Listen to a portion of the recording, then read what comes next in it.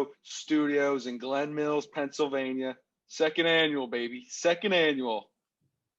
We got the defending champ, Juan Heffrey, and Commissioner Longfellow Deeds, a.k.a. Longfellow Marty. Hey, glad to be with you, Geff. Glad to be here again for another week of the video power ranks for Young Goodman Brown Fantasy Football League. Exciting week last week. Hey, it was. Exciting week. Across the board. We had a couple teams show their true colors. A couple teams come up short, but, it was a very fun week. The meat and bones of the season right here. I love it. And how did you feel about your week? How did that go for you? It was tough. It was tough, wasn't it? It was sweet for me, I'll tell you that. Taking them out. Let's call it what it is. It was a big-time matchup between El Doteman and Cole Gronkowski. El Doteman happened to come up short by four measly little points. Four measly little points. And if that GM played the right players, it would have been an easy victory. But, we move on. We learn from it, and we move on. It's a little payback for the Alshon Jeffrey incident back in Christmas of 18, okay? Maybe 17. Right. What was it, 17? I guess something like that. Something like that. But, 3 championships later. But with that, we'll go right into the ranks because guess who's on top? Number 1, Cole Gronkowski. Things are just going his way. This year, he's getting every break, and that's why we're putting him at 1. He's been putting up points. Alvin Kamara's been a stud. So it's no denying he's one of the top-tier teams. Right, whatever. So then number 2, we have El Doteman. Now, El Doteman slid down the ranks this week by 1 point. Now, if you come in and you take down the only undefeated team in the league, the 3-time champion, you deserve the number 1 spot for this week. So congrats to Cole Gronk on the win. Now, this El Doteman team is interesting. I just think he's still very powerful. He's going to keep coming. Got a lot of stud players, but no depth. So you got to hope he stays healthy.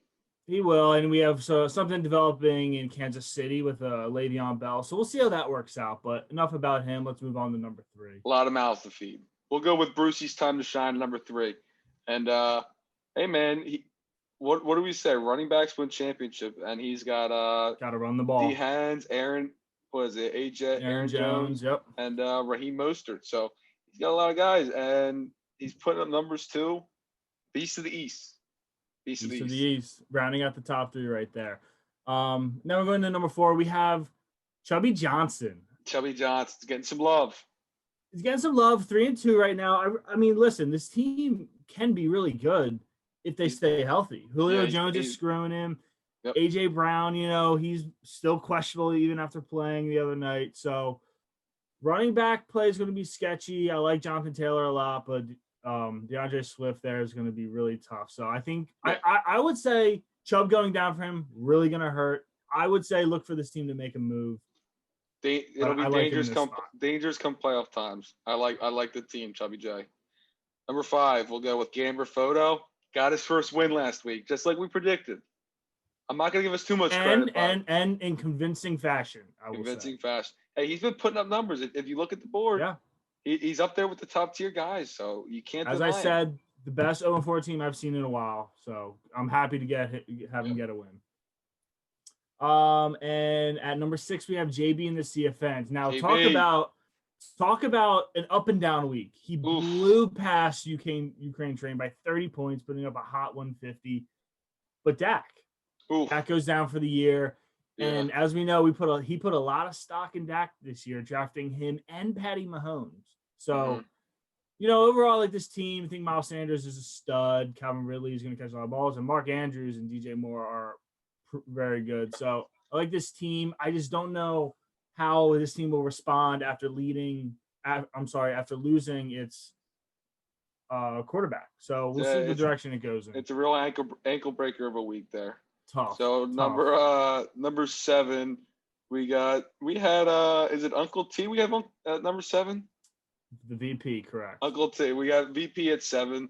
He's got a lot of open positions on the bench, but listen, man, he's getting harpooned. His 3-headed monster he was calling with Devontae, with Amari Coop. Amari Coop might not be as good. Keenan Allen, who knows what's going on with his back. And we'll get into the toe later, the famous toe 1-8. But yeah, we'll touch on that a little bit later on. But So, VP comes in at number 7. right. And number 8, we have KK Watt. I still feel like this team's trying to find their identity. It's just not there. He traded away a running back, which he absolutely desperately needed. I don't know. He's got Zeke, who's gonna, he's gonna give you points. But then his number 2 is James White. You don't know. No one ever wants anything to do with Patriot running backs. And then he spent half his budget on Justin Jackson and Ernest Johnson, 2 backups. So I think this team's still looking for an identity. I don't love it. I just think it's going to be tough from here on out, sitting at 2 and 3 for KK Watt. Yeah, hopefully he makes a move to climb the ranks a little bit. But I do like his team over. I think he's got some nice, besides the RB2 situation. So KK Watt was number 8. Number 9, we got Jay Vegas and the Devil Dogs making a jump from 10 this week. Hey, he had a nice week. I know my Devil Dog is out of commission. Where is he at? I don't even know where the hell he's at. He's somewhere without any Wi-Fi. So I got to make probably in Kuwait. Who the fuck knows? Yeah. So he probably won't hear this for another 10 weeks. I don't know when he's coming back, but I got to make his roster moves for him. But hey, he's got some nice talent. His wide receivers are, D-Hop will carry week in, week out. So I like the old Devil Dog here. You gonna make a run? Not with when you can't make moves for yourself and you're not picking anybody up on the waiver wire. It's gonna be tough. It'll be I tough. Don't see so it. yeah. I don't see it. I think another down year for the Vegas. Oh, he's definitely better than our next team. I can tell you that. I'll tell you that. And then this next team is something. At 10, we have Ukraine Train. Now, again, last week, what did I tell you? This team was giddy and had a rock hard on for his projected points. And he just came up short again. There's talent here. There is, but he's just not showing up week in, week out. He's just not doing it. I don't like this team. I hate Gurley this year. I don't like David Johnson moving forward. I think Robbie Anderson's really good, and he had the acquisition of David Montgomery. Looks like he's actually going to play him this week, so thank God he's making some good moves. Like with Thomas being hurt, has absolutely screwed him this year. I'll give him that. Hey, man, I'll tell you this. A cow has 8 udders. He's just milking the wrong udders, man. That's what he's doing. You got to find the right ones with the juicy milk, okay?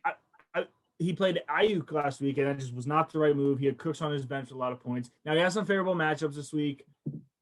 I like UK this week, but we're going to move on. That should be tough. All right, number 11, we got old Gordon Bombay. Hey, Gordo, I'd love to put you a little higher. You sank a lot this week. I'm sorry to tell you. You can understand. You got one of your players getting a DUI. I mean, he didn't really give us a strong answer as to what happened there. He kind of skated past it. We'd like to know a little bit more. If you communicate with your players, communicate with the league, put a statement out. Let's hear what happened. I mean, was he on a little bit of dope? Was he had a couple painkillers? What was he doing? Was it on the juice? That's what I'm saying. I'm thinking it was a little dope. Nothing wrong with a dope. Dope man knows that. Smoke a little J, get a little, buzz on. But if he's driving, blowing a 2.1, you can't have that. And, I mean, he's littered with question marks right now, questionable players.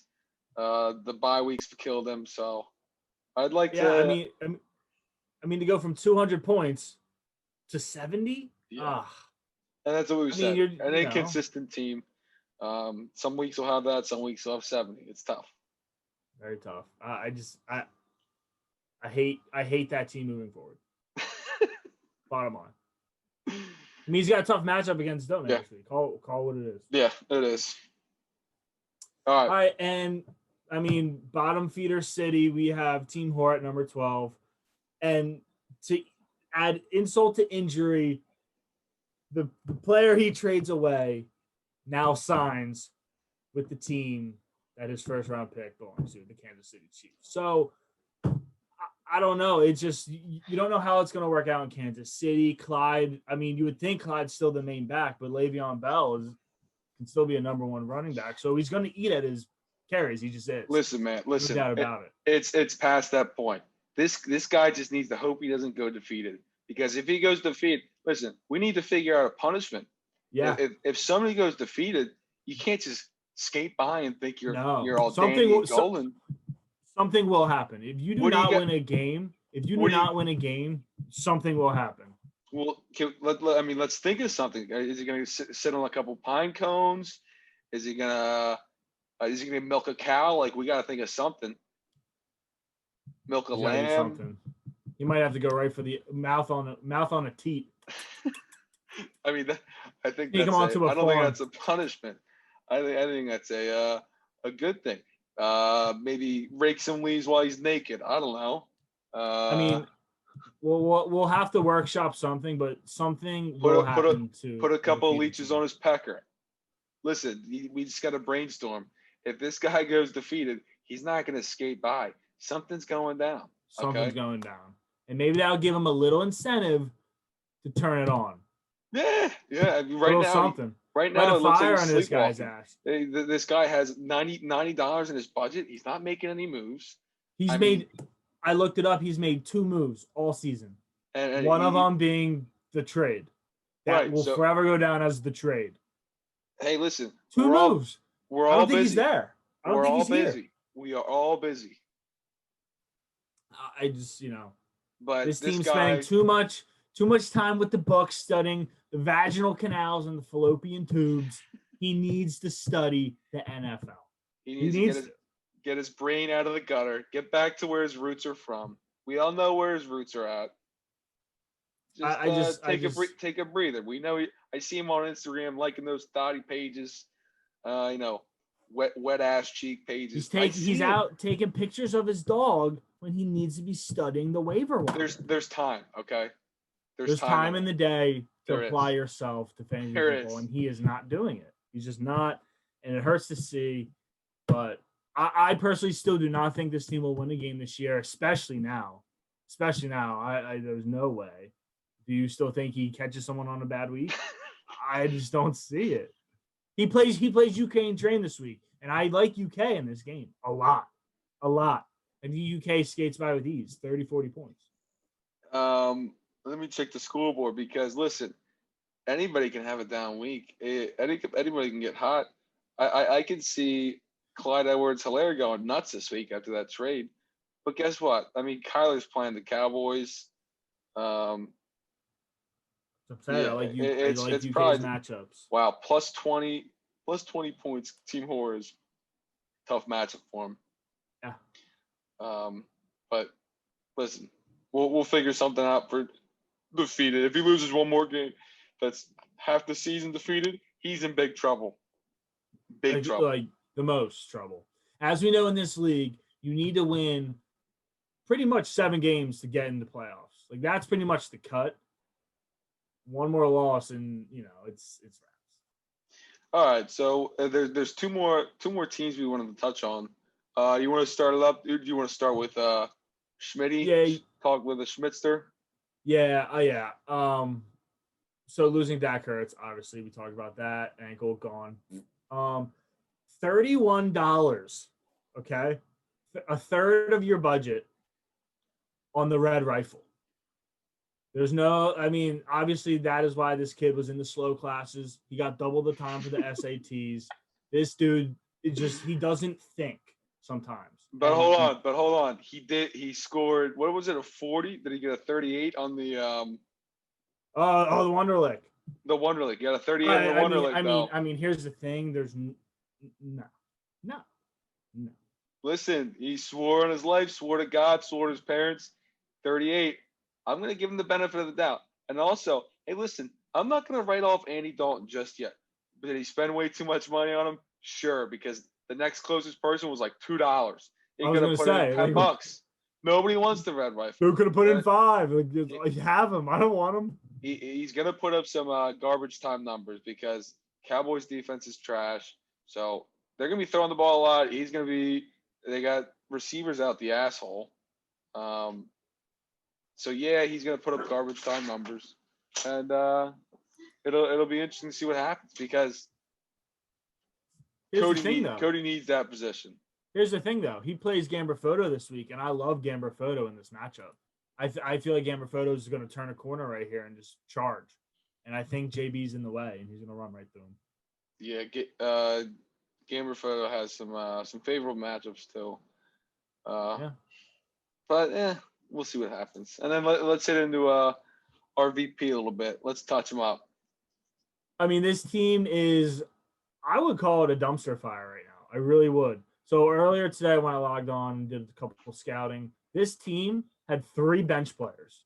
Cutthroat organization, had an ugly divorce with the toe, AJ Green. The end of an era. The end of an era. When you release a franchise cornerstone piece like that, it's ugly. It's ugly. You know, I wouldn't call it as much of a divorce. I was hearing a little murmurs, whispers in the wind that Minge was looking for another tattoo. He was looking to add on to his arm sleeve. I'm hearing 1-8 might be going on his shoulder, on the cornerstone of his arm, in commemoration of one of the longest running duos in league history. I mean, when you think AJ Green, you think of Minge. When you think of Minge, you think of AJ Green. Why not get his number right on your shoulder? Tattoo that puppy, set it up. What do you think?